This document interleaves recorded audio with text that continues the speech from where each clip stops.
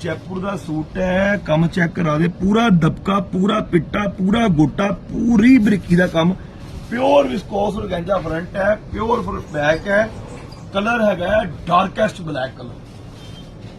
कुड़ियां शकीन आ रही हैं ब्लैक कलर दी। तांबे नाल ब्लैक बहुत सोहनी शेड। दुपट्टा प्योर सभ्या सांची बनारसी 1500 रुपए का दुपट्टा ही दुपट्टा।